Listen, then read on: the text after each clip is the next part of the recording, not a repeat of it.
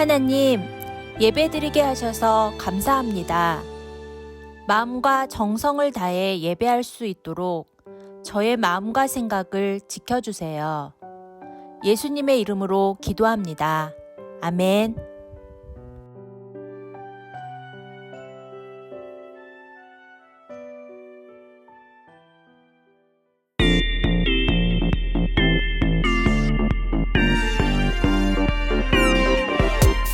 많은 사람들은 모르죠. 하나님 어떤 분이시란 걸. 많은 사람들은 모르죠. 온 세상 다스리고 계신 걸. 우릴 보내셨어요. 생명의 빛 보여주라고. 우릴 보내셨어요. 참 하나님 알려주라고. 많은 사람들은 모르죠. 하나님 어떤 분이시란 걸. 많은 사람들은 모르죠. 온 세상 다스리고 계신 걸. 우릴 보내셨어요. 생명의 빛 보여주라고. 우릴 보내셨어요. 참 하나님 알려주라고. 우릴 보내셨어요. 생명의 빛 보여주라고. 우릴 보내셨어요. 참 하나님 알려주라고.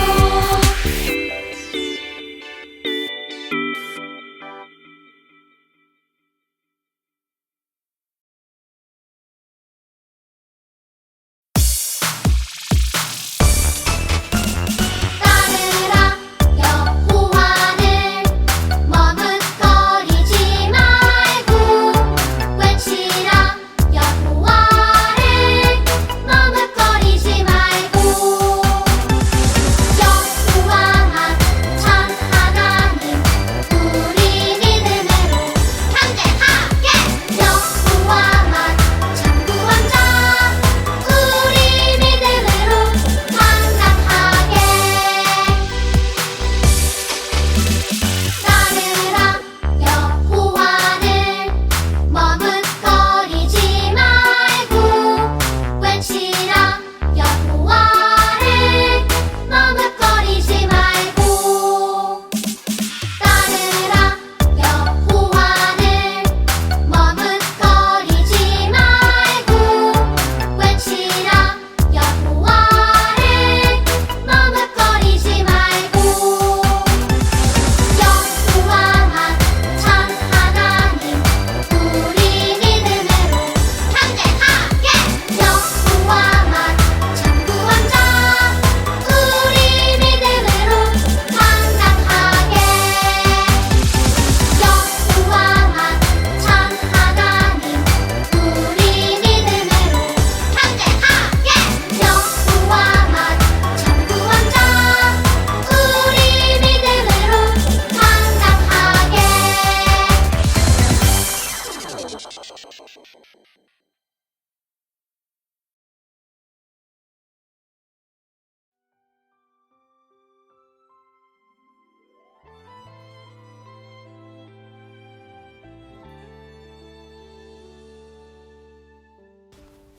하나님 아버지, 오늘도 일용할 양식 주셔서 감사합니다. 이제 학교가 모두 개학을 했는데 일주일을 모두 갈 수 있게 되었어요. 정말 감사합니다. 그리고 모든 친구들이 새 학기에도 잘 적응하고 새로운 친구들과 잘 어울릴 수 있도록 도와주세요. 그리고 지금은 사순절 기간이라고 합니다. 주님의 십자가의 의미를 더욱 생각해보고 주님의 은혜에 감사하는 시간 되기를 원합니다. 예수님의 이름으로 기도드렸습니다. 아멘.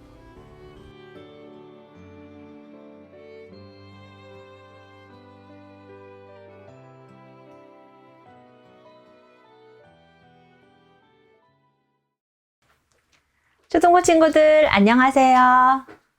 오늘도 3월 둘째 주 우리가 함께 들어볼 말씀을 우리 친구들과 함께 나누려고 해요. 오늘은 제11과 베드로를 부르신 예수님, 작은 제목으로는 예수님이 나를 부르셨어요 라는 제목으로 우리 친구들과 함께 이야기를 나눠보려고 해요. 오늘 우리가 배울 말씀은 누가복음 5장 1절에서 11절 말씀인데요. 우리 친구들과 함께 읽을 말씀은 누가복음 5장 10절에서 11절 말씀을 같이 읽어보도록 하겠습니다. 말씀 읽을 준비 되었나요? 같이 화면을 보면서 우리 친구들 목자님과 함께 소리를 맞추어 말씀을 읽어보도록 하겠습니다. 세베대의 아들로서 시몬의 동업자인 야고보와 요한도 놀랐음이라. 예수께서 시몬에게 이르시되 무서워하지 말라. 이제 후로는 내가 사람을 취하리라 하시니 그들이 배들을 육지에 대고 모든 것을 버려두고 예수를 따르니라. 아멘. 우리가 잘 아는 것처럼 세종대왕은 집현전의 학자들과 함께 오랜 동안 연구해서 우리나라의 글자를 만드셨어요. 그것을 무엇이라고 하지요? 훈민정음이라고 하지요. 세종대왕님이 집현전의 학자들과 연구해서 만들어 놓은 우리의 멋진 글자, 훈민정음. 훈민정음은 백성을 가르치는 바른 소리라는 뜻을 가지고 있어요. 그런데 여러분 혹시 훈맹정음에 대해 들어본 적이 있나요? 훈민정음과 같은 듯 하면서도 약간은 다른 그런 느낌이죠. 훈맹정음은 시각장애인들이 손끝으로 읽는 한글 점자를 말해요. 훈맹정음을 만든 분은 박두성 선생님이신데요. 박두성 선생님은 다른 선생님들과 다르지 않은 평범한 학교 선생님이셨어요.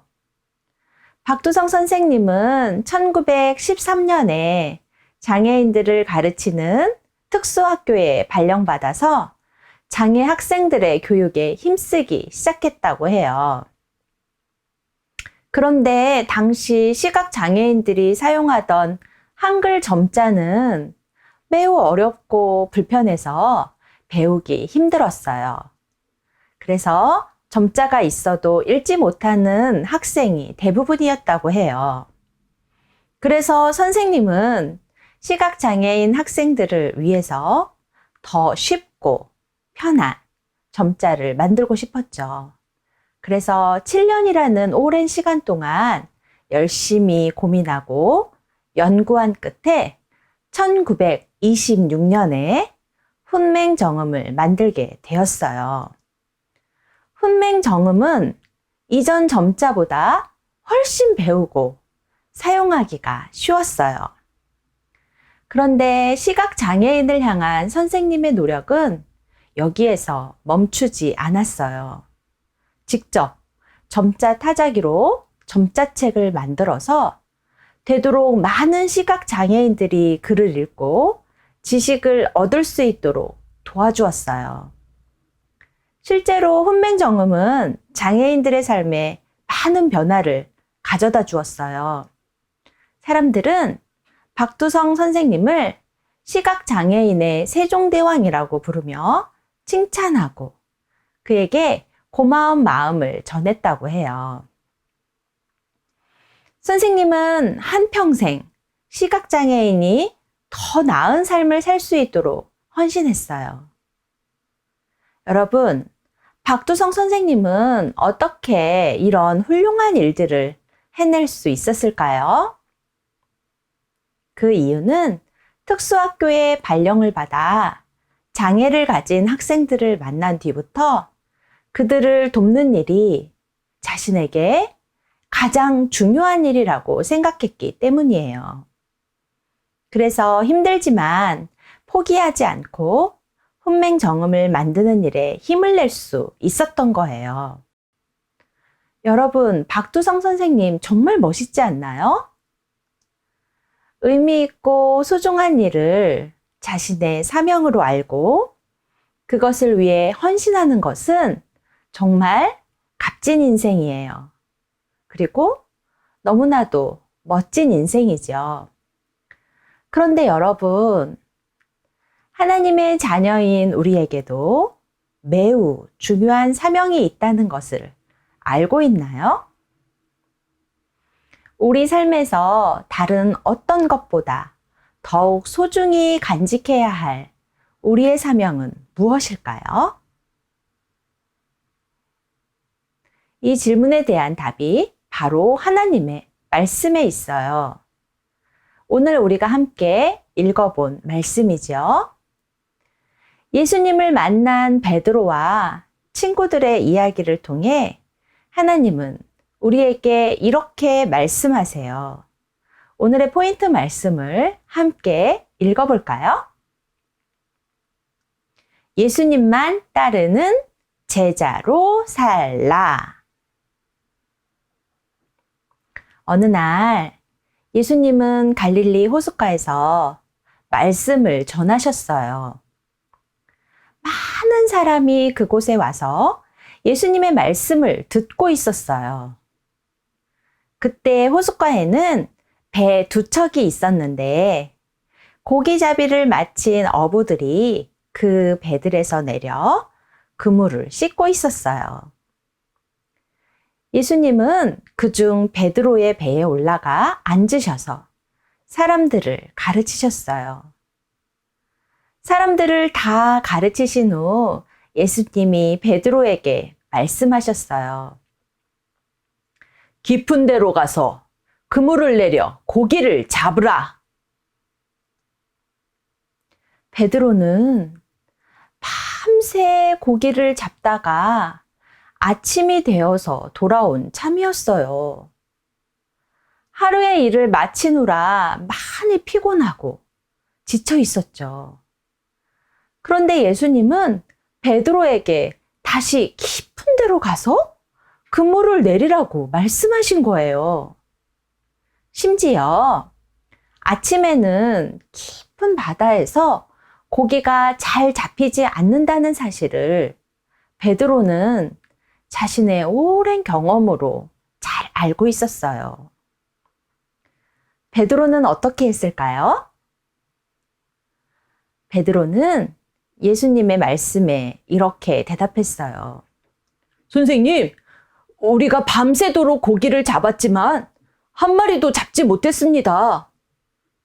그러나 선생님의 말씀대로 그물을 내리겠습니다. 베드로는 예수님의 말씀대로 깊은 곳으로 가서 그물을 내렸어요. 그러자 그물을 도무지 들어 올릴 수 없을 정도로 엄청나게 많은 물고기가 잡힌 거예요. 베드로는 급히 다른 배에 있는 친구들에게 도움을 구해 겨우 그물을 올렸죠. 물고기가 얼마나 많이 잡혔는지 2개의 배에 가득 차고도 무게를 견디지 못해 배가 가라앉게 될 정도였어요. 베드로는 이를 보고 예수님께 엎드려 말했어요. 주님, 제게서 떠나주세요. 저는 죄인입니다. 예수님의 말씀에 순종해서 그물을 내린 베드로는 예수님이 어떤 분이신지 알게 되었어요. 그리고 예수님께 자신이 죄인임을 고백했어요. 예수님은 베드로에게 말씀하셨어요. 두려워하지 마라. 이제부터 너는 사람을 취하는 일을 하게 될 것이다. 이 말씀은 베드로가 하나님 나라의 복음을 전하는 사람이 된다는 뜻이에요. 예수님이 베드로를 예수님의 제자로 부르신 거죠. 베드로는 예수님의 부르심을 듣고 어떻게 했을까요? 베드로는 자신이 가진 모든 것을 버리고 예수님을 따랐어요. 예수님을 따르기 위해 자신의 배와 물고기, 직업을 포기했어요. 평소 소중하게 여기던 것들이 아깝지 않게 느껴질 정도로 기뻐하며 예수님을 따른 거예요. 베드로뿐만 아니라 옆에서 이 일을 지켜보던 친구들도 함께 예수님을 따라갔어요. 베드로와 친구들은 예수님이 행하신 놀라운 능력을 경험했어요. 예수님이 이 세상 무엇과도 비교할 수 없는 소중한 분이라는 것을 알게 되었어요. 그리고 예수님은 그들을 제자로 부르셨죠. 그때부터 베드로와 친구들은 예수님을 가장 소중히 여기며 복음을 전하는 예수님의 제자가 되었어요. 베드로와 친구들은 오랫동안 고기 잡던 어부였어요. 그래서 그들에게 어부라는 직업, 배와 물고기는 참 소중한 것이었어요. 하지만 예수님의 능력을 경험하고 예수님이 어떤 분이신지 깨닫게 되자 그것들을 포기하는 것이 아깝지 않게 되었어요. 가장 소중한 예수님과 비교하면 다른 것들은 별로 중요하지 않게 여겨졌기 때문이에요. 여러분, 참된 예수님의 제자는 바로 그런 사람이에요. 예수님을 가장 소중한 분으로 여기고 예수님을 따르는 것이 인생의 가장 큰 기쁨이 되었어요. 그리고 예수님이 하신 것처럼 하나님 나라의 복음을 전하는 것을 자신의 사명으로 여기게 되지요. 이후에 예수님은 제자들에게 이렇게 말씀하셨어요. 이에 예수께서 제자들에게 이르시되 누구든지 나를 따라오려거든 자기를 부인하고 자기 십자가를 지고 나를 따를 것이니라. 아멘. 자기를 부인하는 것은 자신보다 예수님을 더욱 소중히 여기는 마음과 태도를 말해요. 그리고 자신의 십자가를 진다는 것은 우리를 구원하기 위해 자신의 생명을 주신 예수님을 따르는 삶을 살아가는 거예요. 백성들을 위해 훈민정음을 만든 세종대왕, 시각 장애인들을 위해 훈맹정음을 만든 박두성 선생님은 모두 자신의 사명을 기억하며 값지고 의미 있는 삶을 살았어요. 여러분, 예수님의 제자인 우리들에게는 이보다 더 중요한 사명이 있다는 것을 기억하세요. 바로 예수님의 제자로 살며 예수님을 따르는 거예요. 이 사명을 기억하며 예수님을 따를 때 우리로 인해 많은 사람이 구원을 받을 거예요. 이 진리를 마음에 새기며 함께 외쳐볼까요? 예수님만 따르는 제자로 살라. 기도하겠습니다. 하나님, 우리를 예수님의 제자로 불러주셔서 감사합니다. 예수님의 부르심에 순종하고 우리의 마음에 예수님을 최고로 모시며 살아갈 수 있도록 도와주세요. 예수님의 이름으로 기도합니다. 아멘.